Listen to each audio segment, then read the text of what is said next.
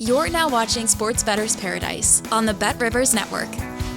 All right, Jimmy on Paul Stone looking at the games of the week in college football. Let's get right to it in the SEC, and a big one. All of a sudden, what was presumed to be maybe they are the best program in the country over the few recent years. I mean, a couple of national championships. Damn it, they were just not battle tested when they played Alabama last year, and got caught up with them, that lack of schedule. But they were one of the top 4 teams in the country, no doubt about it. Last year, probably could have made a little noise after losing that SEC tournament. But here they are now back home in a must-win situation. We're projecting that things go according to form the rest of the way. 9.5, 48.5 against Tennessee. So it's all about Carson Beck. It wasn't just Carson Beck in Oxford. There were some major protection issues in that game.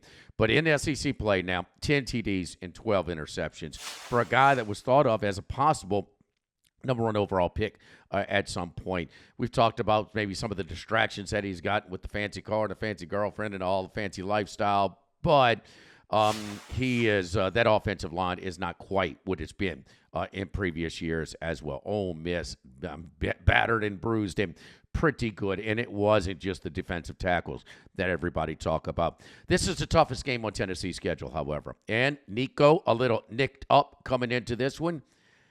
Paul, I think we're on the same page here. I think this is more of the old-style SEC, where all the athletes were on defense and them yards are hard to come by.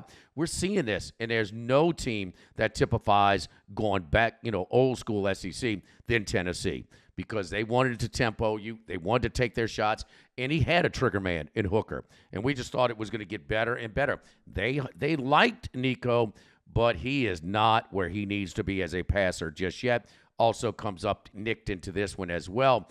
Georgia, we just talked about their offensive issues. 48.5 looks like a big number, Paul. I know you like the under. Yeah, I do. I think as handicappers sometimes, Jimmy, we naturally hone in on the side and handicap it from that perspective, especially in these big games, which Tennessee going between the hedges to play Georgia certainly qualifies as that. But I did shift my attention quickly to the total here. And you look, first of all, this is Josh Heupel now in his 4th year there in Knoxville, and his teams certainly have been known more the first few years for offense than defense.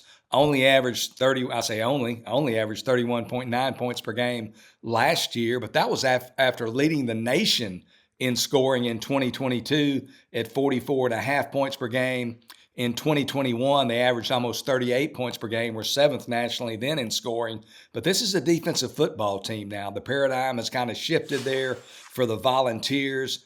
First of all, looking at their offense, they've only averaged in 6 SEC games in regulation play 24.5 points per game, but on defense, they haven't allowed more than 18 points in a single game this season, and they rank in the top 4 nationally in what I call the 4 key defensive team statistical categories, those being scoring defense, total defense, rushing defense, and passing defense, only giving up 13 points per game, 277 total yards a game. So they've been very difficult to move the ball on. You mentioned Nico. They just really hadn't taken the training wheels off yet. They're not getting much of a downfield passing game. As you indicated, I think this is going to be, kind of an old-timey, old-fashioned SEC game. I think points are going to be at a premium. Tennessee has been an under machine in SEC play, 5-1 to the under. The only over was over by 0.5 point. So depending on your number, you might have even got a push there. But 5-1 to the under. You mentioned Carson Beck. 12 interceptions in the Dogs' last 6 games. He's had 3 interceptions in 3 of those games. So he's really been really had an issue with the turnovers. Again, I expect points to be at a premium. I like this big-time Tennessee-Georgia matchup to go under the total of 48.5. I am going to take the Bulldogs and lay the points here in a desperate spot. When have they been here? It's in the playoffs, in SEC championship games, in the bigger games. This is a big game for them. This is an elimination game for them after getting whooped down in Oxford. So I just think that Nico still a little gray. He really struggled in his first true road start in somewhat of a hostile environment in Fayetteville. And I think he's going to struggle here as well in a fired up Sanford Stadium in Athens. So 5 SEC starts for Nico and only 1 where he's thrown for over 200 yards. So that is not a great way to come in there, and he's not healthy as well. It's not my favorite play. I like the under more as well, but if I'm going to bet this one, I'm definitely taking Georgia minus a point in a much more familiar stage than Tennessee in its rebuilding program. Let's move on into the ACC and go to Pittsburgh and Clemson. Virginia Tech was one of my picks last week, and they started out to a 7-0 lead and just could not do anything offensively against Clemson. And I did cite that Dabo was pretty good in these spots where the ultimate team goals were kind of gone. They still rallied to finish the game strong, play with some pride, and they certainly did, especially on defense. That defensive effort was impressive in Blacksburg last week. On the other side here, Pitt, the future is bright. Eli Holstein, they've got their guy at quarterback, got to hold on to him. I mean, it's today's college football, here today, gone tomorrow. But, I would think that he would be inclined to stay where he's had a lot of success and got his first opportunity to play in his college career. But nonetheless, it seems like, Paul, to me, that all of these tight wins, these come-from-behind wins, Cincinnati, West Virginia, Kansas, kind of catching up with the Panthers a little bit over the last couple of weeks. They have not been the same, certainly against SMU, and then lose a close one at home to Virginia, who they should be a little bit better than right now. Clemson's 10, 54.5 at Pitt. Yeah, you talked about Pitt's 7-0 start. They did have some close calls. They were ranked in the top 20 in both polls, major polls nationally, entering that SMU game in the thick of the playoff conversation. But just as soon as they're in the playoff conversation, they're now out of the playoff conversation with those 2 losses. First of all, decisively at SMU, and then this past week, losing to Virginia at home there at Pitt as a 7.5 point home favorite. So now you have to kind of wonder, from Pitt's perspective, a season that just 2 weeks ago was filled with so much promise. How do they respond now that it's gone off the rails a little bit? Also having to face a very talented Clemson team. This Clemson team, in their victories, they have looked really good in their 7 victories to date. They've won those by an average of almost 25 points a game. So they've really feasted on some of their so-called lesser opponents. The 2 times when they've gotten defeated, they really hadn't looked that good. They've laid an egg to both Georgia, certainly in that season opener in Atlanta, and then at home a couple of weeks back against Louisville. So, Clemson, they're not really a Jekyll and Hyde, but they have failed to show up on a couple of occasions. If I was going to bet this, I'd probably have to take Clemson just because I wonder what Pitt's got left in the tank. But this is likely going to be, I would like it to be 10 or lower. This will likely be a game that I'm on the sideline. Earn a chance at $10,000 in bonus money with the Bet Rivers prop packs. Place NBA same-game parlays to collect player card prop packs and earn rewards. You win based on how your player performs. Log into BetRivers.com or the BetRivers app to place your bet and get your pack. Move on to the Big Ten, and Oregon 14.5, 51.5 at Wisconsin currently at BetRivers. And the one thing for Oregon with the new playoff, there's no pressure for them. They've got a cushion. There's not a need for style points. They are on top, and they've got a game or maybe even 2 to play with at this point. Now with the Wisconsin coming off of a bye, they were very competitive, had the lead at half going to second half, and the wheels of the backup quarterback for Penn State kind of caught them off guard a little bit and threw them off speed, and they didn't really respond. But then they took a 3-0 lead at Iowa City and got smashed 28 straight. That means Iowa scored 4 straight touchdowns. That was and it really, now a bye, coming off a bye. But this game, Paul, reminds me a lot of that Oregon-Michigan game. On the road, the exact same spread. And if you do remember, 14.5, it was right on 14, and Oregon had about 20-second differential if they took a knee. So they just ran the ball up the middle, 3, 4, and then from about the 3-yard line, a touchdown to cover with just about 20 seconds remaining up at Ann Arbor. I think Wisconsin could be in a similar situation and be just as competitive against Oregon that Michigan was. At night here in Madison, I'll take the Badgers plus a 14.5 at home. Looking first of all, Jimmy, at Oregon, outside of that 32-31 win over Ohio State there at Alton Stadium about a month ago in a game that lived up to all the hype that we talked about over the summer. Outside of that game, Oregon's really had a relatively easy time in its first go-round as a Big Ten member. They have won their other six conference games by 21 points or more outside of that Ohio State game. Typically, I'm a guy this time of year especially, I look for opportunities to fade the number one team. Even though, like you said, they're playing a little bit with house money and they've got a little bit of a cushion, I still view that number one ranking as more of an albatross than an advantage. So, funny things can happen in November. But Wisconsin, they did play well. They led USC at the half by maybe double digits. And then you mentioned the game against Penn State, and they kind of fell apart in the second half in both of those games. But they've been mostly uninspiring in their 3 games this season versus those ranked opponents. They've lost to all 3 of their ranked opponents by 15 points or more. But I'm not going to back Oregon again as a 2-touchdown and change favorite on the road in November.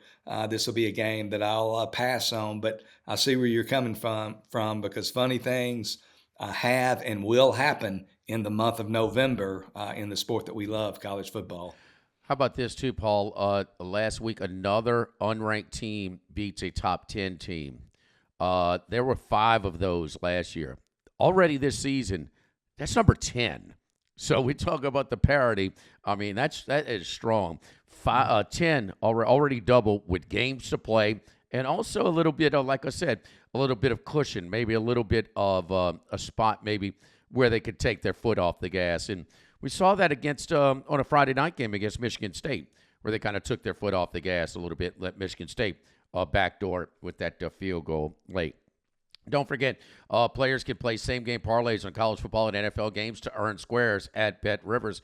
Our exclusive Squares game offers additional chances at profit boosts, bonus bets, and many $10,000 jackpots. Visit BetRivers.com with the Bet Rivers app for more details. Let's move on to the Big 12. And, isn't it funny? With kind of a mediocre year, a poor year, Colorado got a lot of attention last year. This year, they're on their way to the playoff as of now. At least the Big 12 championship game, a very competitive Big 12 before we started the season. Not exactly according to form, but still very competitive. Not a whole lot of gimmies in that conference. And here they are. Since they got pushed around in Lincoln, Nebraska, by Nebraska, they have now won 6 of 7. They have covered 7 in a row. One of my colleagues from VegasInsider.com, Patrick Everson, said the money's pouring in already on Colorado. And normally this is a spot where I definitely fade, the strong public play, just riding that streak. But not just yet. Not just yet. I'm doing it, but not this week. I still think Colorado minus 10.5, 47 is a light number against Utah. I think it's a time to get on it early. Chalk early, dogs late, but usual fade spot. Let's face it. Do you think there was an emotional effort by Utah in the Holy War to try and ruin their rival season? Go see the AD's press conference. He's already been slapped with a $40,000 fine if you have any guesswork there. And we know about Utah's problems this year. They were in a hang-on mode in that game against BYU. Maybe they should have won. Maybe they got a bad call, but they still only had around 250 yards of total offense. And that's where Colorado is more balanced. They not with the running game, but they are more balanced with the defense. They're actually getting some stops this year. And when they have a chance, they don't care what the score is. They're going to tack on another score or two to kind of cover that spread that easily. Granted, one of these covers was the miracle against Baylor. It should not have happened. We're going to be interesting to see if that cost Dave Aranda his job. He's hanging on right now. But I'm going to still ride Colorado. The fade is coming, Paul, but not just yet. I'm taking Colorado minus the points. Yeah, you mentioned Utah's emotional effort this past Saturday and that 22-21 loss at home to BYU in the Holy War. And I think we talked about it last week, but if people don't follow, college football maybe as closely as we do, consuming it 365 days a year, people might not understand how significant that Holy War is.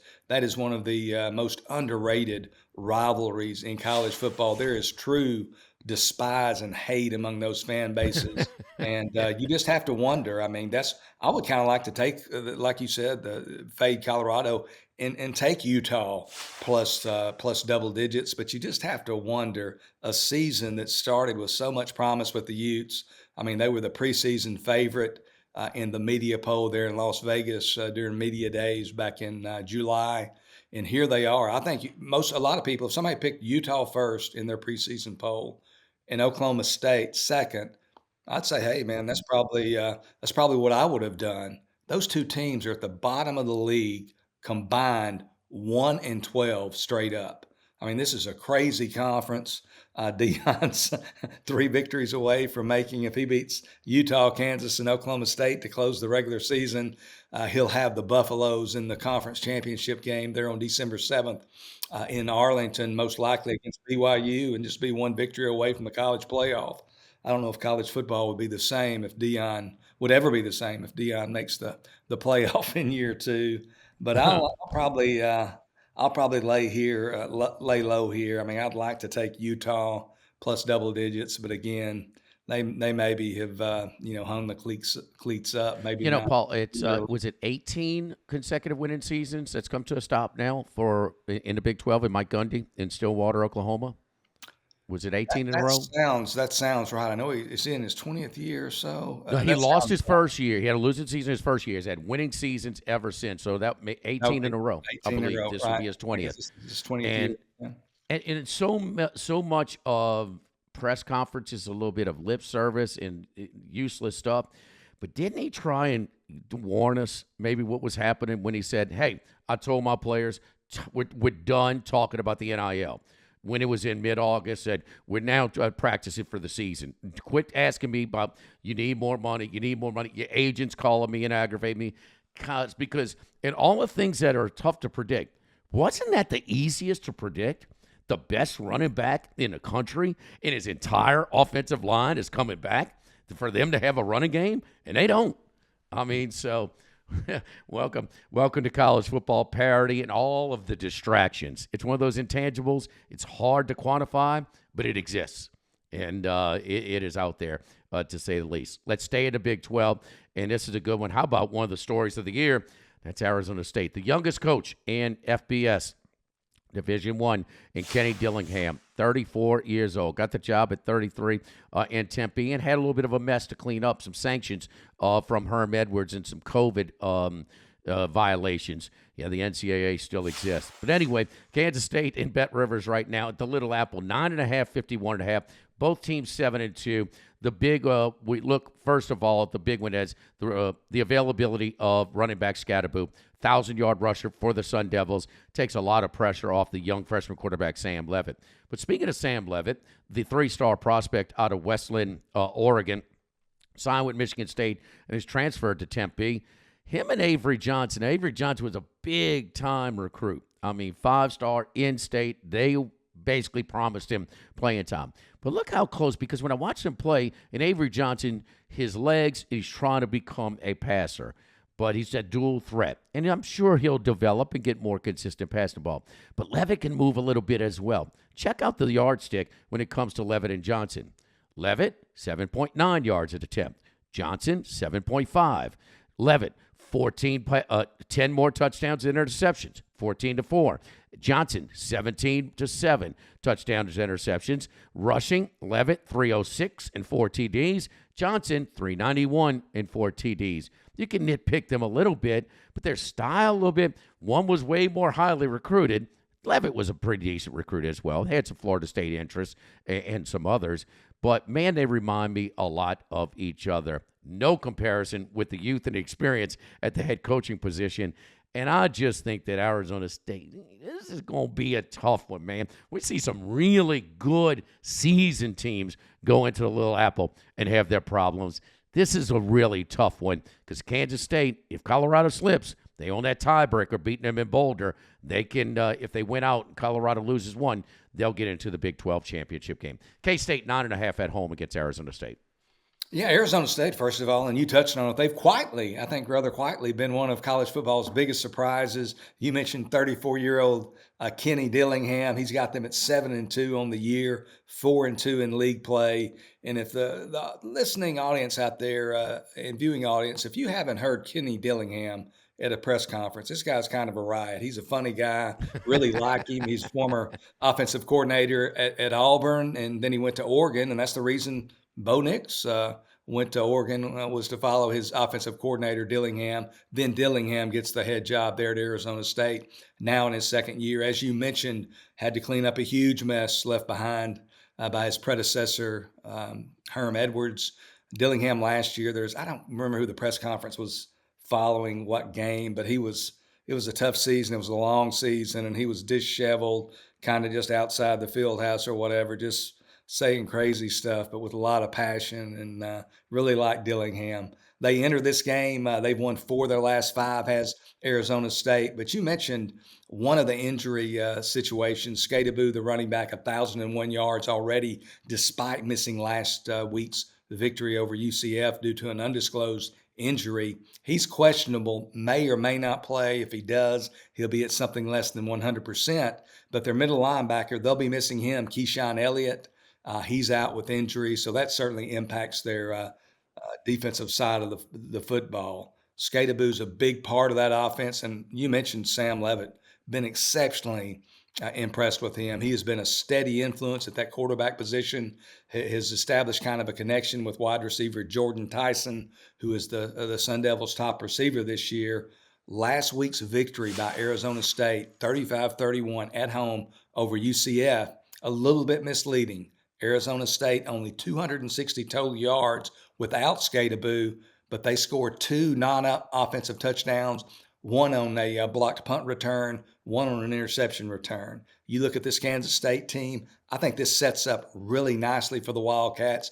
They're not only off a bye, but they're off an unexpected loss at Houston, 24-19, is almost a 2-touchdown favorite, and they have responded quite well off straight-up losses in recent seasons. They have covered their last 9 games off a straight-up loss since late in the 2021 season. I think there's something to that, and so I really like Kansas State from that perspective. They've also been good as a home favorite, 13-4 against the spread as a home favorite since the start of 2022. So with a week off to heal some bumps and bruises and kind of hit that reset button for the final 3 regular season games, I like Kansas State to win this game by double digits over Arizona State. Good teams get better with good coaches, especially over the course of the season. How ugly was Houston in Willie Fritz's first season? But we talked about him, and we like that over 3.5. He's already over with that win against Kansas State, 4-5 now with 3 to play for Willie Fritz. He just went. Google him. He wins, huh? And Dillingham on that Friday night win against Utah when they rushed the field. I mean, instead of running away, he's just jumping right up in there with the fans. So, I mean, he is unscripted. Let's just say that. He brings a little bit more of attention, curiosity to some of his press availabilities. For Paul Stone, I'm Jimmy Ott. Each and every week we look at the high-profile games. We'll be back later this week with our best bets right here on the Sports Bettor's Paradise on the Bet Rivers Network.